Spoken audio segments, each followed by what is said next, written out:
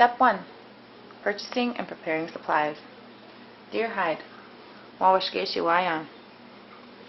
Beads. Manadumanansag. Beading needles.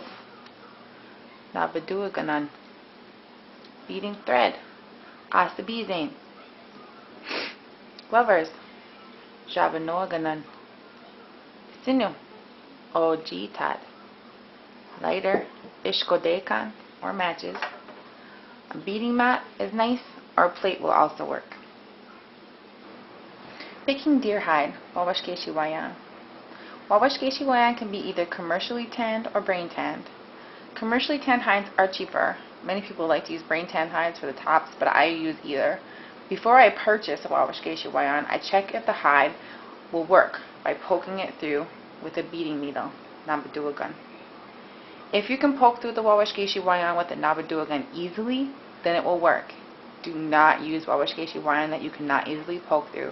It will be very difficult and frustrating. Jabonaganan are leather needles. They come in various sizes and lengths. I use the thicker and longer ones because they tend to break less. Sometimes I'm just using whatever I have in my beading case. Picking sinu, ojitad. Commercially made ojitad works great for sewing the moccasin together. It holds the pieces together better than thread. Asabizain. Moccasin pattern and cutout. For this step, you will need your moccasin pattern, pen, Ojibwe, good sharp scissors, mujwagan, and your leather hide, Wawashkeshi wayan. I learned this moccasin pattern and sewing style from my teachers. There's many patterns as there are moccasin makers. Patterns for moccasin are available on the Great Lakes Indian Fish and Wildlife Commission, Mazaniagan, at the Fond du Lac Cultural Center and Museum, and from various powwow retailers, or maybe from your grandma. First step. Check your Wawashkeshi wayan for imperfections. Look at both sides. Look for holes. Look for marks. Most hides will have some kind of a number on them. Will have some holes and imperfections in them. So check your hide for those things. You can use either side of your hide. You can use, this would be called the rough side or the smooth side. I like to use the rough side, but it's completely up to you.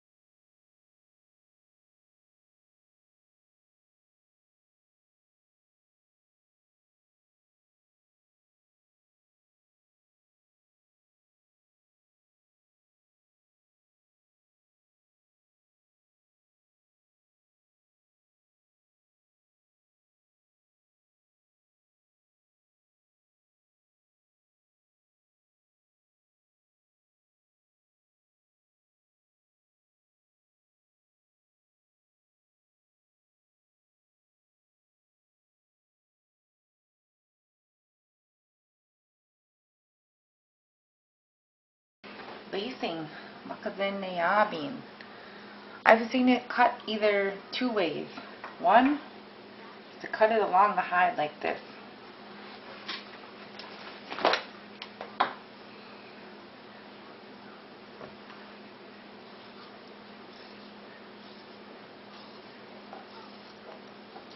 Lacing should be thick enough that it will not break when you pull it. I'd recommend about ½ inch thick. And a way to test your moccasin nayabin is to pull it. If you can pull it like that and it does not break, then it's thick enough.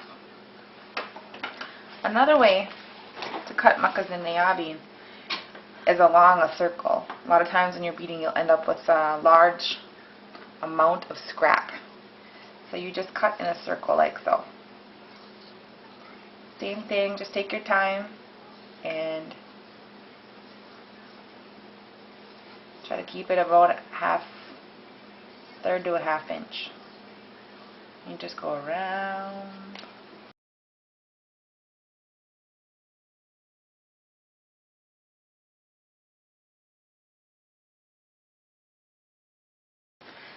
Moccasin neabin should be long enough to follow along the back of the moccasin and tie in the front comfortably. This is my nagakasit. This is where the cuff will start, and so this is going to go along the back. Be plenty of room to tie in the front. It's better to cut it too long and trim it off later.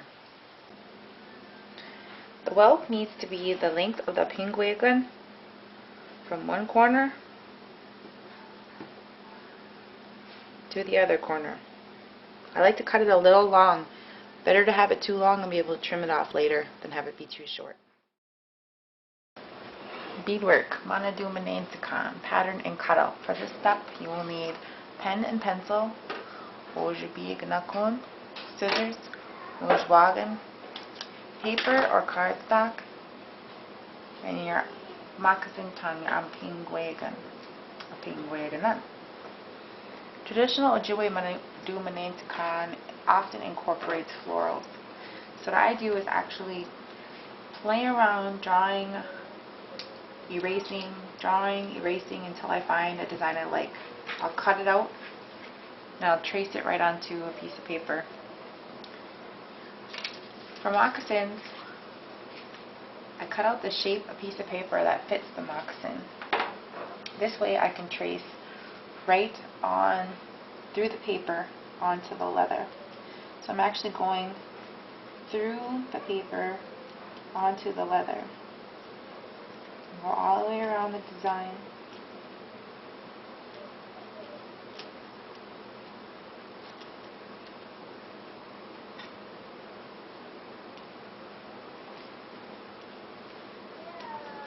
Picking up my pin every so often because I need to use it again for the other penguin.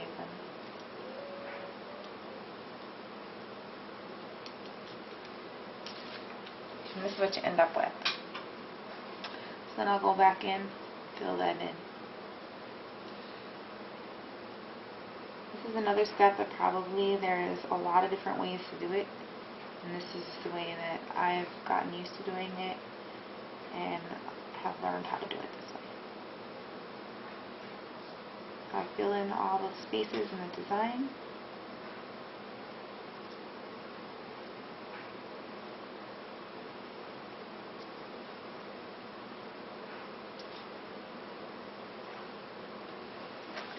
And then for the other one, I need to flip that design over because I want these to be a matching set. So I do the same thing with this one.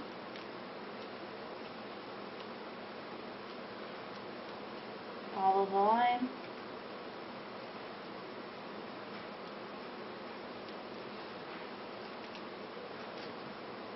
The reason I cut this out, the size of the tongue, is because I don't want to worry about the placement of the flower. Otherwise we need to do measuring and all kinds of checking to make sure we're putting the flower in the right place. If you cut out the actual design, the shape of the tongue, you will know that it is in the same place on both.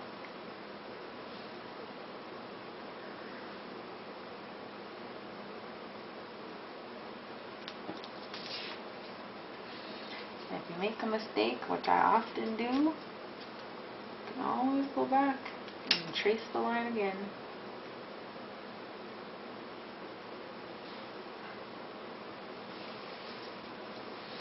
Ta-da! Beadwork, Moccasin, pattern and cutout. For this step, you will need pen and pencil, Ojibwe, scissors, Ojibwe, paper or cardstock and your moccasin tongue ang pingwagan.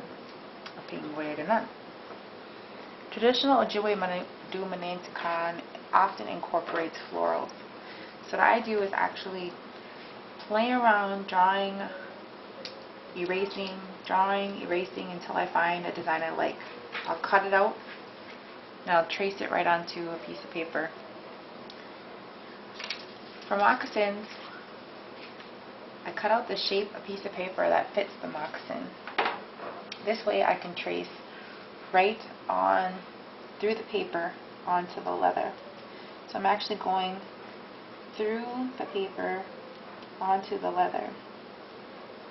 Go all the way around the design.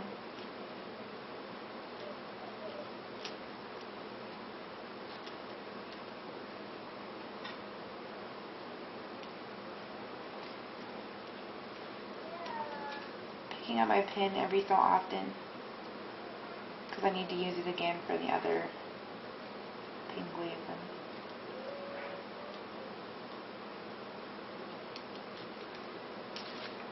And this is what you end up with. So then I'll go back in, fill that in. This is another step that probably there's a lot of different ways to do it. And this is the way that I've gotten used to doing it and have learned how to do it this way. I fill in all the spaces in the design.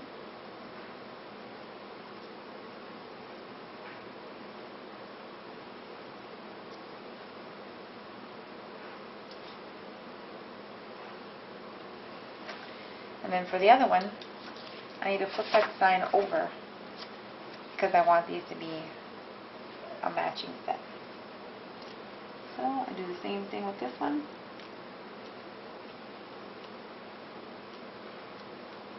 Follow the line.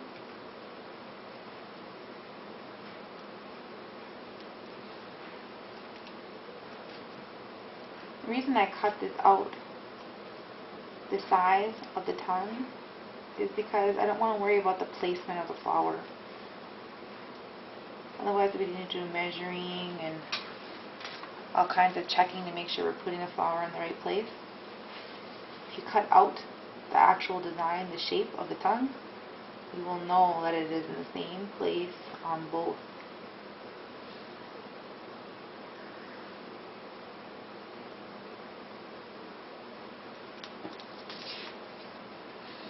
And if you make a mistake, which I often do, you can always go back and trace the line again.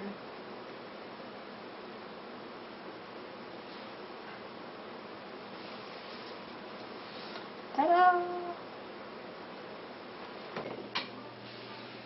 I trace right through the paper onto the design.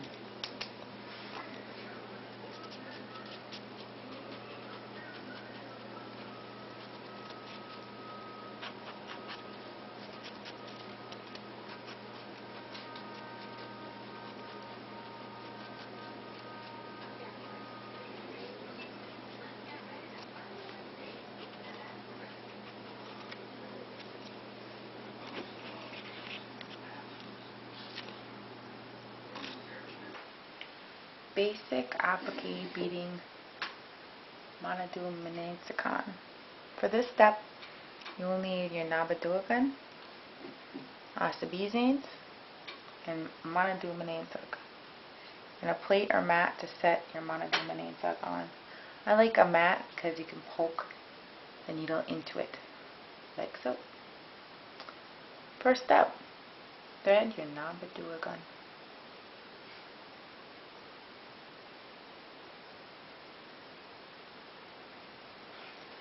Pull the thread through. People often say how long. I would say your wingspan or a little bit shorter. Tie a knot on the end.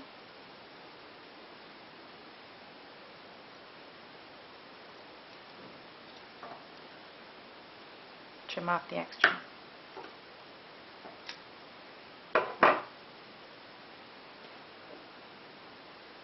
Basic applique beading. Poke up through the design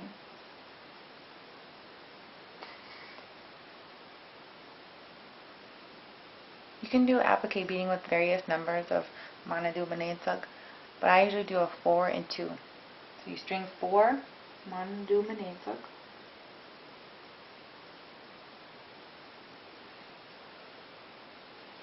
let them fall all the way to the bottom, lay it down, and where that last 4th manadu manans stops, go into the wawashkeshi wayan, pull it tight. Come back up between the 2nd and 3rd manadu manans. So if they're each numbered 1, 2, 3, 4, come up between 2 and 3. All the way up, pull it tight. Now you're going to go back through the 3rd and 4th in the same direction. Pull that tight. Lays nice and flat. Now just repeat over and over. 4 more.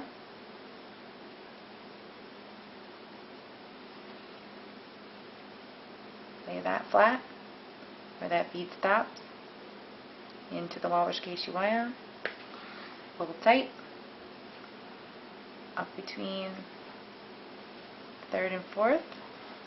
That a lot of times takes a lot of pokes to get it into the right spot, and that's just part of the learning process and just part of beading, is learning to poke over and over until you get it in the right spot. Back through the 3rd and 4th. We're going to repeat this all the way around this outline.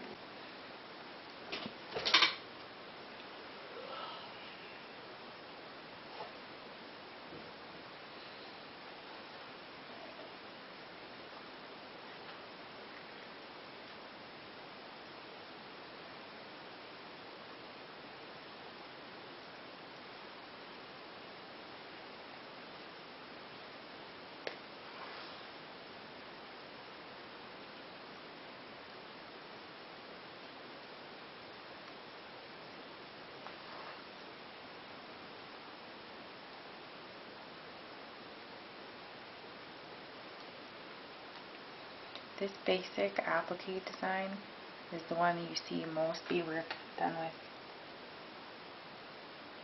Most of the floral designs you see are done this way.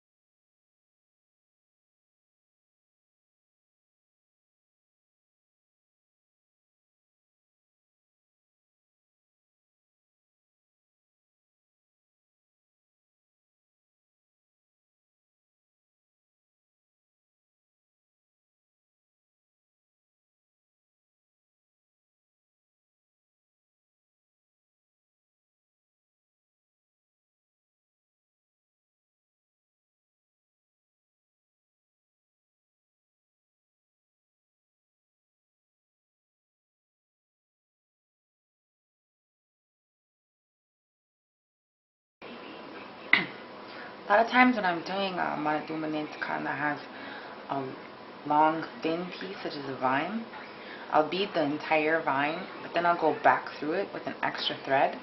And this just makes the line look smoother and more even. Pulls together all the beads. So I just go through it one time with one thread, and it really just helps it look a lot better.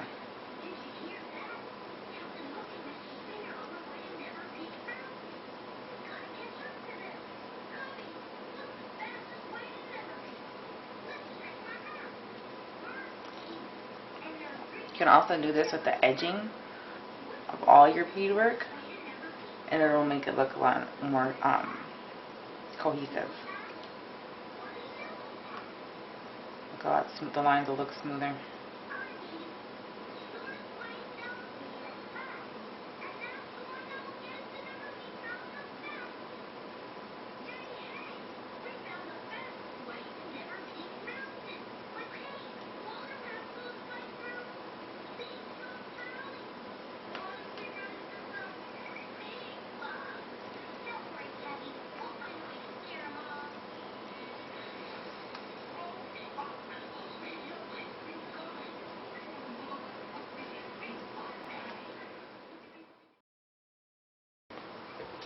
Preparing sinew, ojitad. For this step you will need ojitad, mujwagan, ishkodekan. Split your ojitad 4 to 5 times.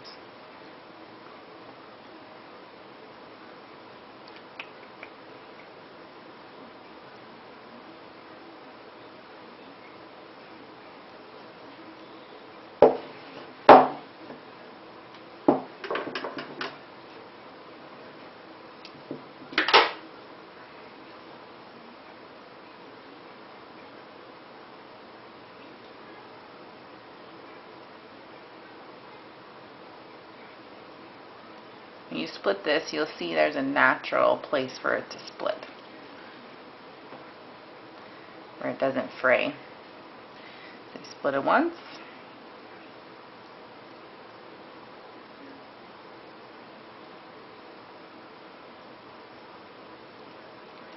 split it again,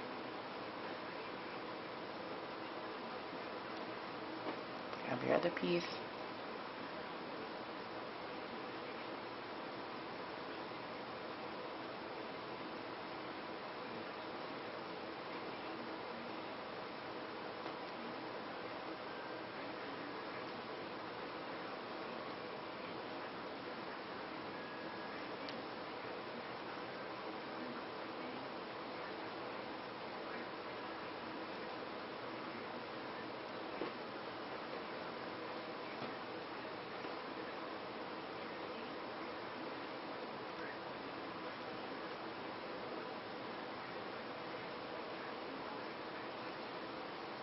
You kind of wrap that around your hand so it doesn't get tangled up.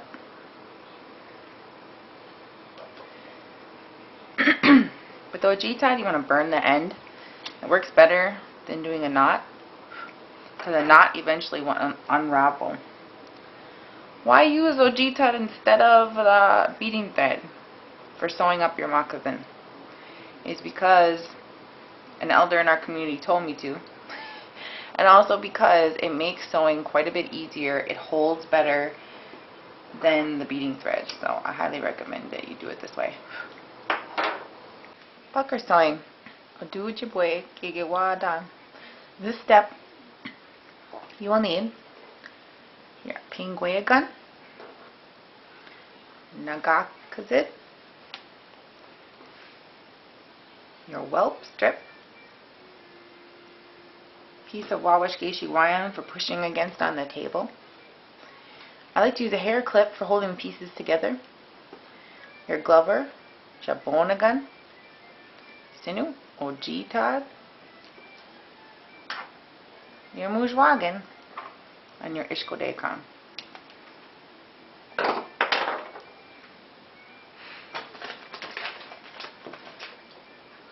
Find the halfway point on your applique gun by folding it I'm putting a little pen mark at the halfway point. Same thing with your nagakasit. Hold it, put a little pen mark.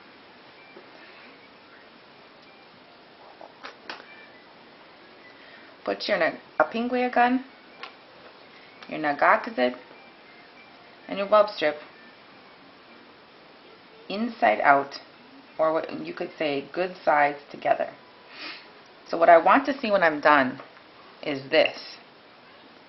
So I put it together and look at it a few times to make sure I want this on the outside, so I'm going to sew it this way.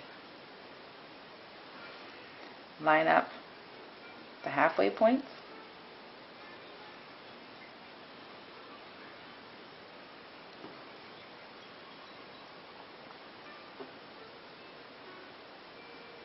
Go through one time. This is called a whip stitch. You wrap around, pull that nice and tight. Take your hair clip, pull the web strip smooth at the corner of the applique gun, in your little corner here on your nagakasit. Clip that. You could sew that with a stitch if you'd like. This just saves a step.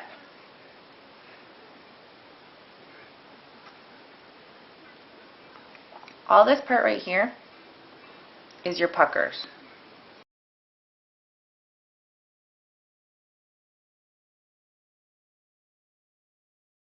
We're almost to the end of our applique gun nagakasit sewing. So we're just whip stitching. Take off our hair clip.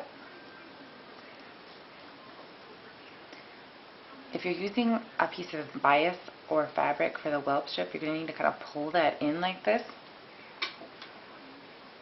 Trim it off.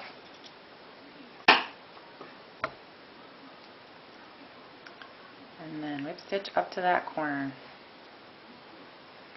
Pulling nice and tight.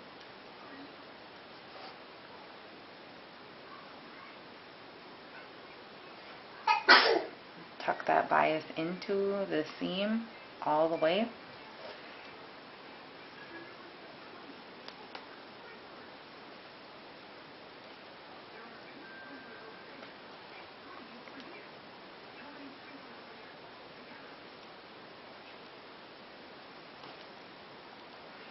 When I'm right here and I'm all the way done, I want to whip stitch around a few times in the same spot.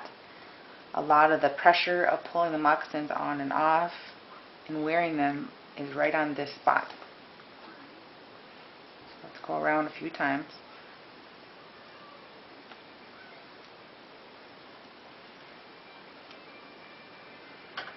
Trim it off with your Moccasin, leaving a little bit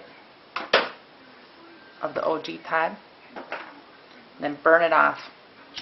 One of our elders told me to burn this off instead of, my instinct is to sew it, but burning it works better because the knot will unravel.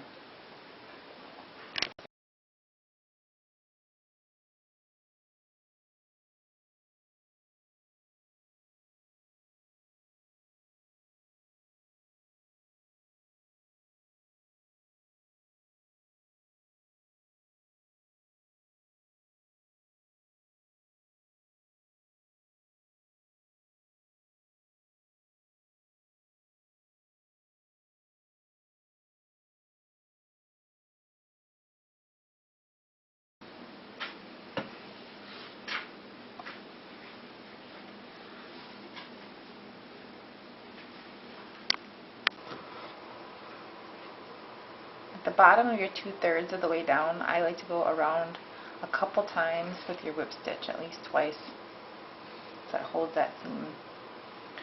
Then fold your heel into a T. What I like to do is trim off 2 triangles on either side of the heel. This makes it curve really nice around the heel.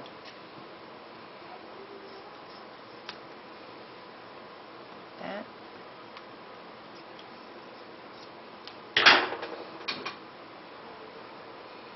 Now I'm just going to whip stitch from one side to the other.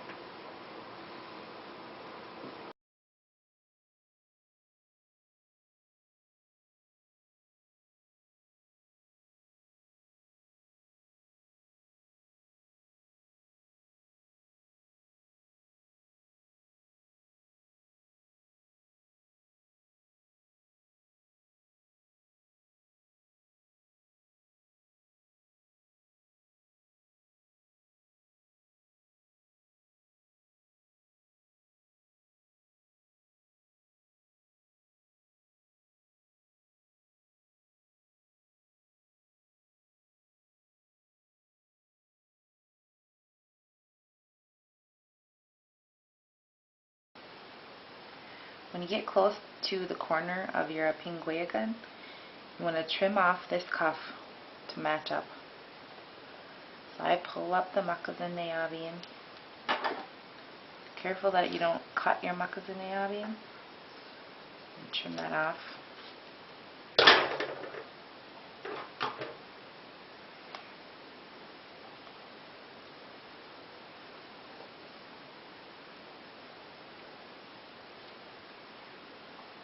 Finish whip stitching down to the corner here.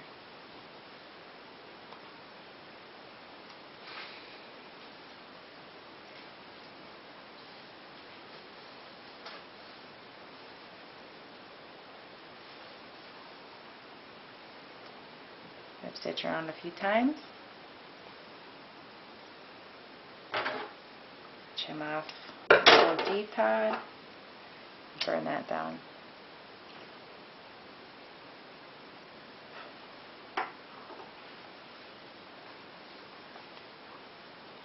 Then what I do is make a knot on the end of the Moccasin neabien.